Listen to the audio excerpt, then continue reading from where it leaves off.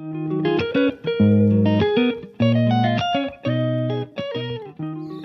viewers, welcome back to my channel Grammar Tales. Learn English Grammar with Krish. As you can see that I'm making a video again after a long time, more than a month now. I made my last video, if I'm not mistaken, I think on the 3rd of October, isn't it? So it's been a long gap. There are certain reasons. I was also not in town, and then I fell sick. So I'm a little better now. So I thought I should resume making my videos. Alright. So without further delay, let's begin. Now before we start, you can see I have written on the board. Today we will be doing infinite verbs. Alright. In the last video, if you remember, we had done finite verbs. Now let's just do a short recap. What are finite verbs? Now we had learned that verbs can be categorized into two types, isn't it? Two types. What are they? Two types of verbs. That is finite and infinite. So we have done the finite part of the verb. Today we will be doing the infinite part. Now in the finite verb, what we had done, if you remember, I had given an example. Say, I enjoy watching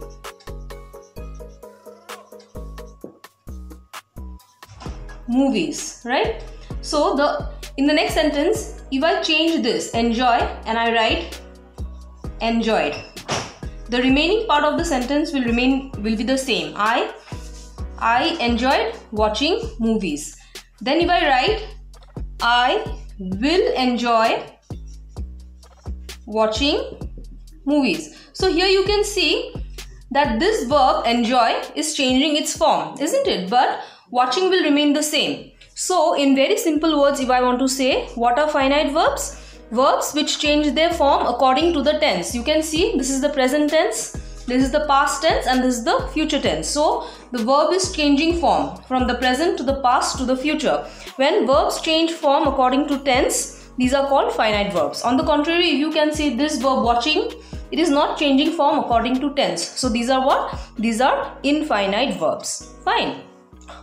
There are some other rules also. If you watch my previous video on finite verbs, I will not go into the detail, otherwise the video will become long. If you watch the my previous video on finite verbs, you will remember that there are certain rules, like a finite verb will show agreement with the subject, whereas a non-finite verb does not show any agreement with the subject, isn't it? Alright, now today we will do the non-finite verbs. As I have said, what are non-finite verbs? Verbs which do not change their form, or verbs which do not have any tense. These are what? Non-finite verbs. Let me write it down. Verbs which do not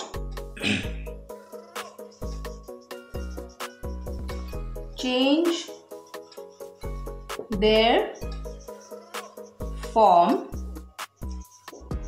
or verbs which do not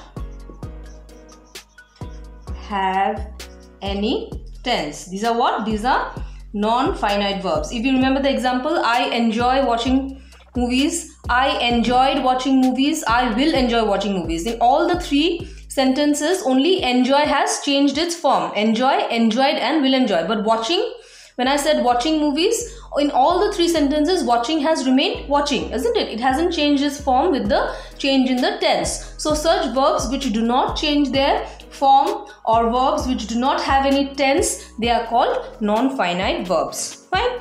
Alright.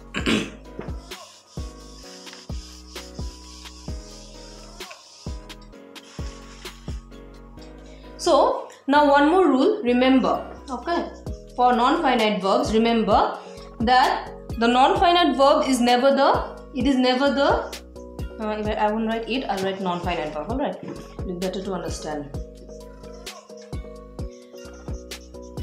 Non-finite verbs are never the main verbs, are never the main verbs in a sentence. Fine, they are always the helping verb. Remember, na? They are main verbs and helping verbs. So a non-finite verb is never the main verb in a sentence. The main work of a verb is what? To tell us the tense of the sentence, isn't it? The main verb will tell us the tense of the sentence. So if a verb does not tell the tense of the sentence, it cannot be treated as the main verb. So this is all about the non-finite verb. So a very easy distinction between finite verb and non-finite verb is that a finite verb changes its form with the tense of the sentence.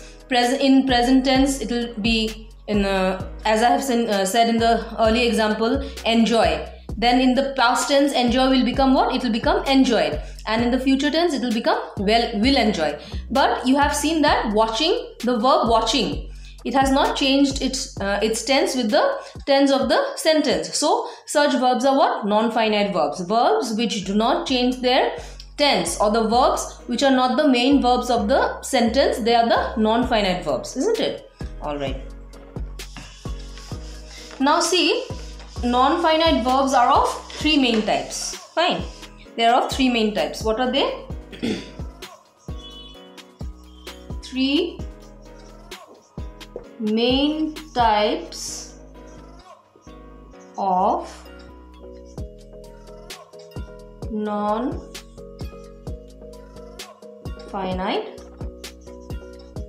verbs. So what are these? These are gerunds, fine, infinitives,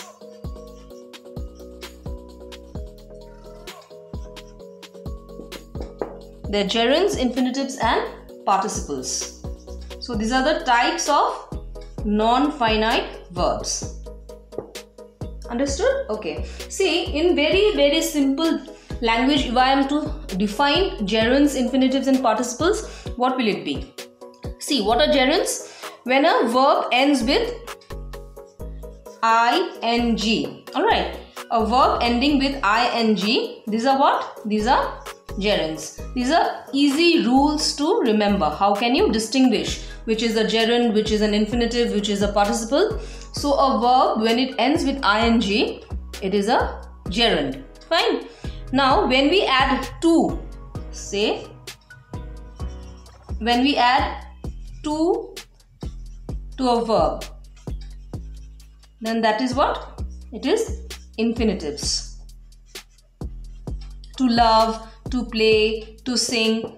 Alright. So see, sing, love, play, these are what? These are verbs. So when we add to that verb, it becomes infinitives. And what are participles? The verbs with which we add ed. Alright. We add ed to a verb, then that is a participle. We'll do participle also in detail. Alright. Now see. What are the three main types of non-finite verbs? Gerunds, infinitives and participles. One very simple rule or way to remember what are gerunds. When we add ing with a verb, it becomes gerunds. When we add the word to a verb, say to play, to sing, to swim, so such verbs are what? They are infinitives. And when we add ed to a verb, say played or walked, alright, ed, we are adding ed to a verb, it becomes participle. I hope it is clear till here. Alright. So today we will be doing, we'll start with gerunds and we will not make it too long. Alright. Now see, I'll start with an example. What are gerunds? Just like I have said now, when we add ing to a verb, it becomes a gerund. Say for example, say if I add ing to this word dance, what will it become? Dancing. Similarly, if I add ing to this word swim, what will it become? Swimming. So these are what? These are gerunds. Alright, these are what? These are gerunds. Clear till here? So if we go on to define a gerund, what will it be?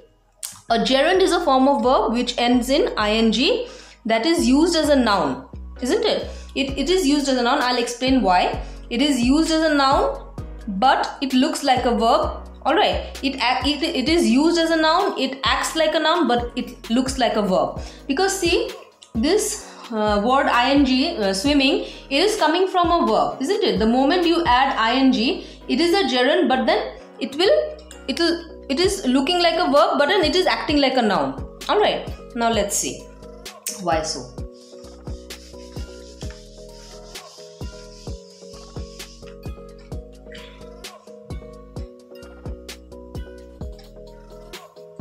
Say, I write a sentence, alright. Swimming is fun.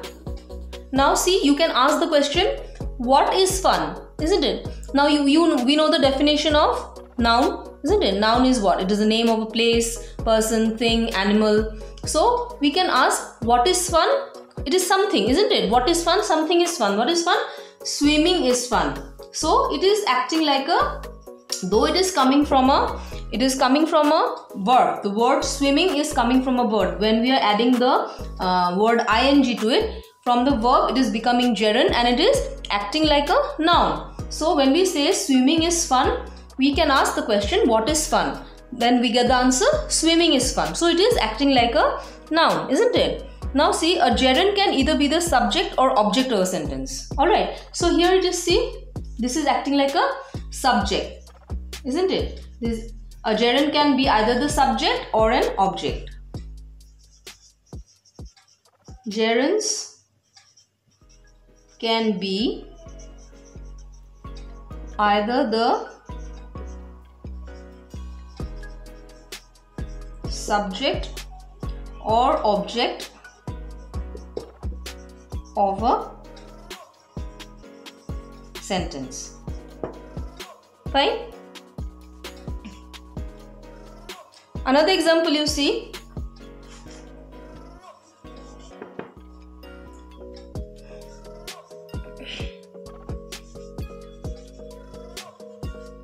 Cycling is fun. So cycling here, it is doing the work. This word cycling, it is doing the work of a noun, isn't it? What is fun? Cycling is fun. Now see, again, this is the subject, isn't it? This is the subject of the sentence. Now suppose I want to change it to the object. How will I write? I can write, I love to cycle, isn't it? I'm sorry. And it will not remain a gerund. You can write I love, or you can write I enjoy cycling. See? Now see, in this case, in the second case, say this is case 1 and this is case 2. In the second case, see, it becomes the object, isn't it? Cycling becomes the object. So the rule that this is the rule that says that gerunds can be either the subject or the object of a sentence. Fine. A gerund is also called a verbal noun because it takes on the force of both a noun and a verb, isn't it? It is called, a gerund is also called a verbal noun. Because why? Because the gerund, the parent of the gerund is a verb, but when we add ing to it, it becomes a noun.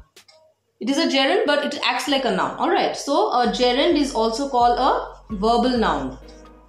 Gerund is also called a verbal noun. Fine. So I hope you have understood till here.